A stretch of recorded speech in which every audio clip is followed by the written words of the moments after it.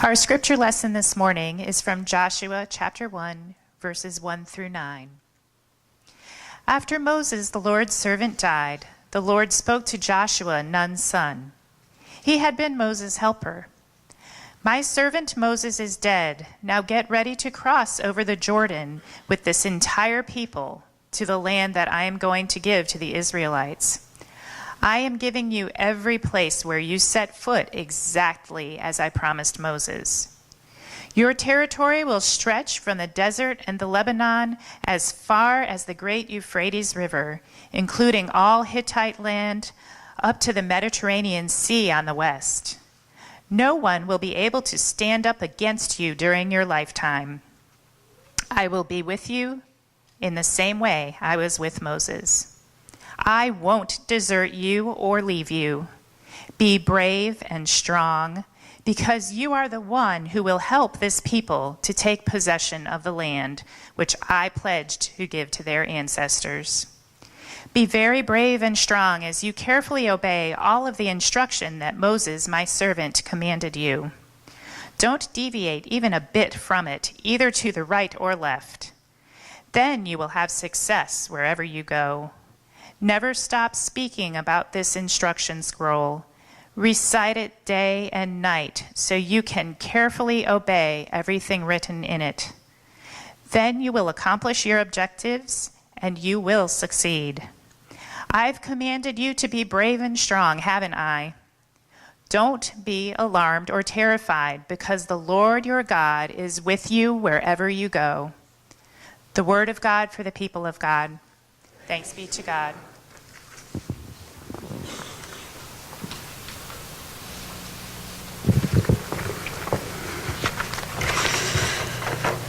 Good morning. So how many of you have already gone over and wandered through parts of the newly renovated 3-story building? Please, after this hour, take some time to go and do that. It is an exciting thing to see. Joshua. So Drew was doing a pop quiz for the kids. If we were to ask the grown-ups, what could you add to what they had to say about Joshua? Other than being the main character in the book of Joshua, what else do we know about him? He was a spy. He was a good spy, too. Do we know any songs about him? Oh, come on. Yeah, Josh fit the battle of Jericho. Yes, we know that. Now, where Jericho is and why that battle was important are not included in the song, but we do know that he was a very effective warrior. He could lead people in battle. He had done that back in the earlier books in the Bible. When he was still quite young, Moses assigned him to, you go lead that battle, and he did. And then he got to help Moses in the tent of meeting. That was the worship place. Not exactly clear on which roles he did, but he did assist Moses. There was a point at which he disagreed with Moses about how to respond to some people who were spiritually exuberant, we should say. And he thought they should be told to quiet down, but Moses did not feel that way. And I think that's an interesting piece, that they had that relationship where they could discuss. And when Moses decided, Joshua said, yes, that'd be grand. He was a spy, and he went with 11 others to check out this land that they'd been promised and come back and report on whether they should go ahead and enter it. They came back, and there was a majority report of 10 and a minority report of 2. Joshua and Caleb were the minority report of 2 who said, it's a fabulous land, and we should go in. This was a case where they should have listened to the minority report, because the majority said, oh, it is a good land, but it's just too much. We couldn't possibly do that. Those people are very big, and we are very small. So they didn't go in. And they spent 40 years wandering in the wilderness for their reluctance to follow God's leading. In this book, Moses has died. And toward the tail end of Deuteronomy, it's clear that as Moses' death is approaching, he hands the baton, figuratively speaking, to Joshua. Joshua is chosen by God and authorized by Moses to lead the next chapter. And at this point, they are standing right at the edge of that which they have longed for. Their toes are wet as they stand in the muddy space right at the edge of the Jordan, being able to see the land that they have dreamed of and heard about and toward which they have been heading for a long time. Joshua is the one who gets credit for leading them into that land. Now, he's following God's direction as he does it. Some very interesting things happen as he does it. They start into the water, and once they are in the water, then the river stops. It's not the same as the east wind that divided the Red Sea, but the water is stopped upriver, and they walk across. Joshua has them get some stones and put 12 stones in a spot to remind them of God's power. After they're all on the promised land side, the water starts up again. After they've been there a little while, one morning they went out to gather manna and there wasn't any. Well, what do we do now? We've eaten this for 40 years. Now what? But now they're in the land and going to learn how to eat the produce of the land they have been given. They have to change their menu, their cooking styles, the whole shebang, and learn to trust that God was still going to provide food, but in a different fashion.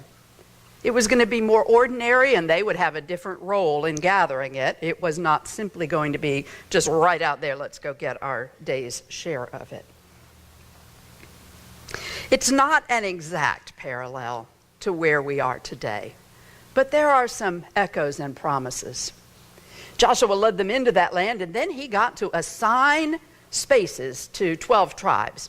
Well, actually, he assigned space to 11, and the Levites got the role of being the priests, and they didn't get any land. So, and as I think back through our negotiating of spaces and just assigning Sunday school rooms, the fact that he was able to assign a whole landscape relatively peaceably, as the story goes, is no small thing. Now, obviously, we have not been wandering in the wilderness for a long period of years, but we have had a season of several years of discernment and decision-making, and a long, dusty season of construction. Well, how do we get in now? Where do we park now? Where's my space going to, and I'm going to share space for how long with whom? And by golly, we have come through that season.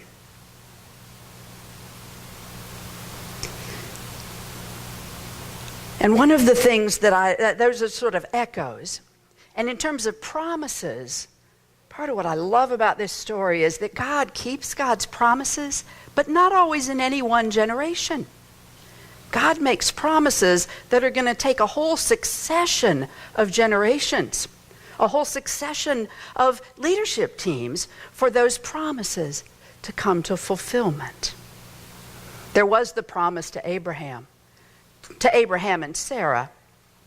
And it would be, I was joking with the group at the early service, it would be as if the Edna S. Ward class got notified that one of their group was going to have a baby.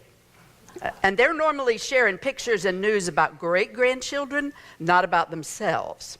But Abraham and Sarah would have been candidates for that or several of our other classes. And they got the news that they were going to make possible the line of people, and that God was going to bring into being a people and give them a land. And at this point, they're beyond hoping for kids, and they're living in a different land. And God says, well, just pick up and start going. Go to the land I will show you. Well, I will show you is a little vague. Now, some of you may love to travel that way. I want my GPS. And I want to know where the little red dot is at the end, and I want there to be the line that connects from here to there. Now, I know that there are folks who like to do it differently. My stepdad and my mom would get in the car, and he'd say, "Honey, could you find us a new way out of the state today?" And off they'd go, adventuring. But I don't like that kind of... But Abraham and Sarah were willing to find a new way into a land that God would show them. And then there was the promise to Moses that this land and this people really would happen. The people had left that land, had gone to Egypt, and what had been the place that provided food then became the place of enslavement. And Moses was the one who got to lead them out of that, reminding them of the promises to Abraham, that the people would be created and that they would be a blessing to others. They who had been so constrained and oppressed themselves would become a blessing for others. And then God leads Moses up onto a mountain and says, "I'm going to give you a rule of life." And the gift of the Ten Commandments is that it orients folks toward God and proper behavior for others. It puts some banks on the river, behaviorally speaking. And God says, if you will stay within these banks, if you will follow me and me only, oh, you will become the people and receive the land. And then the promise to Joshua. I will be with you wherever you go.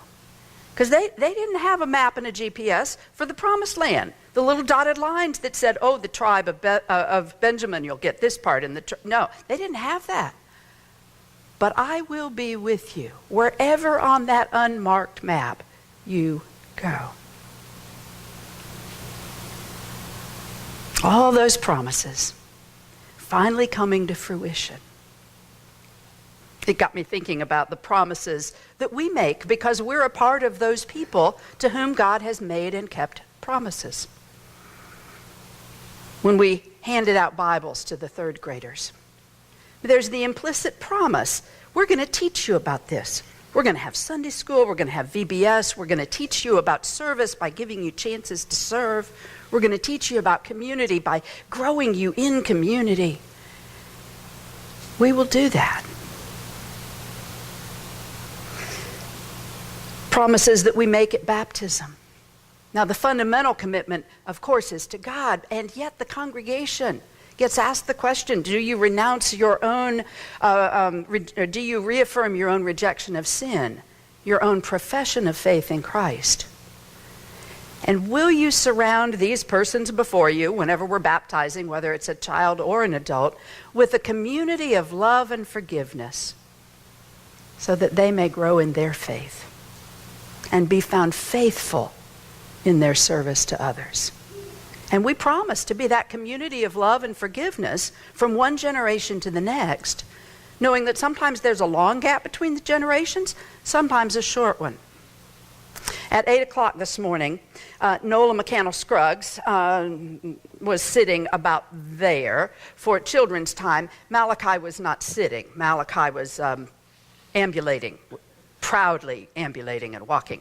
And so he he was at that point, he was sitting, sorry about that. He scoonched backwards, and then he scoonched forwards, just kind of edging over closer to Nola.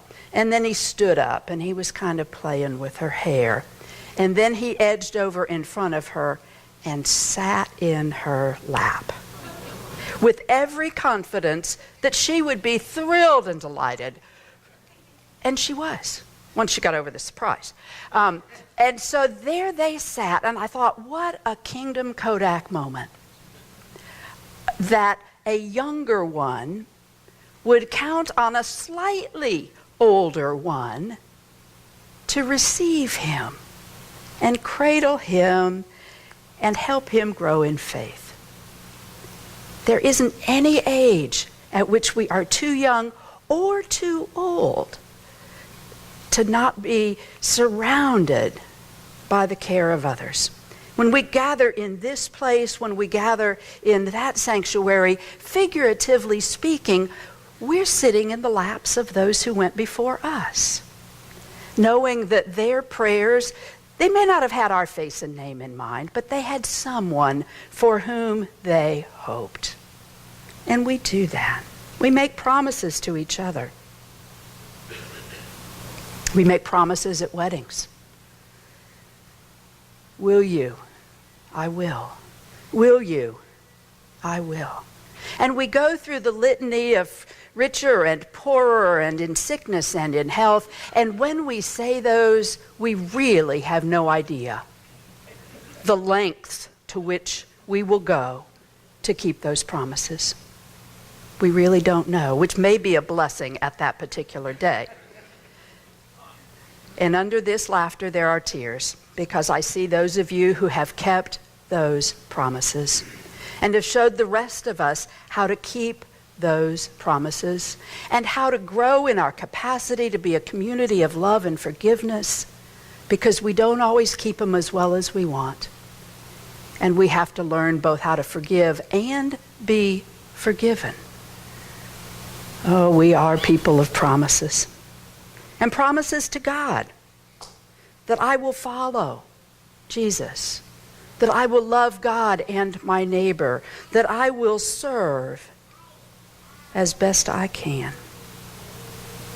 Now, sometimes the promises don't sound like promises. They may be contained in a song or some other poem or story. There is a children's storybook called Love You Forever. Some of you may be familiar with it. It's just as good for grown-ups as it is for kids. Maybe better, because you understand more dimensions of it. So the mother has a baby, and every night she sings to him a song that says, I'll love you forever, I'll like you for always. As long as I'm living, my baby you'll be. And the storybook goes on, great art. As the child grows a little older and is a little less cooperative, she's still in there in the evening, cradling that child, first like this and then on her lap. And then there's great artwork as he becomes a teenager, and he's not the least bit interested in being held by his mother, but she'd sneak in after he's asleep and sing that song and make and keep that promise. And even after he grows up and goes off to school and gets married, then there's crazy artwork. And I do not recommend this for a parenting style, because she carries the ladder over to his new house and sneaks up into the... because still singing the song. That's a helicopter parent that we don't want to endorse. But the faithfulness of that love, oh yeah. And then there comes the time where she's not climbing ladders anymore. And he goes to her and cradles her and still sings and adapts the song that I'll love you forever, I'll like you for always. As long as I'm living, my mother you'll be. And then he goes home and cradles his own young child, singing that song still. It's a picture of the people of faith, that we are cradled by those who teach us what love means, that we learn to extend that to others, sometimes even in a role reversal. And we learn to receive that from others as well. Perhaps one of the other important things about these worship spaces is that we hear God's promises to us. Because it is not all about our promises to each other and God. Those rest on the foundation of God's promises to us.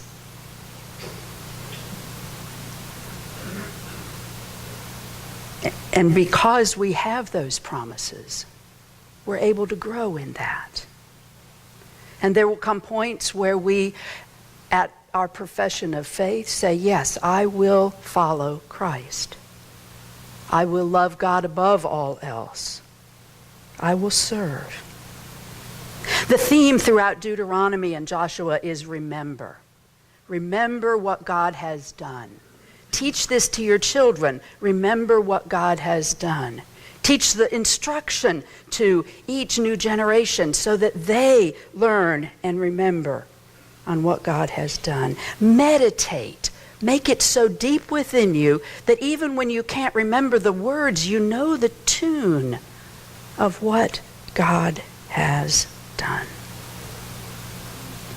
Because what God has done is say, I will love you. I will be with you. And when it wasn't enough to do that through prophets and teachers and scrolls, God became Emmanuel. God with us in flesh. I will be with you. And I will forgive you.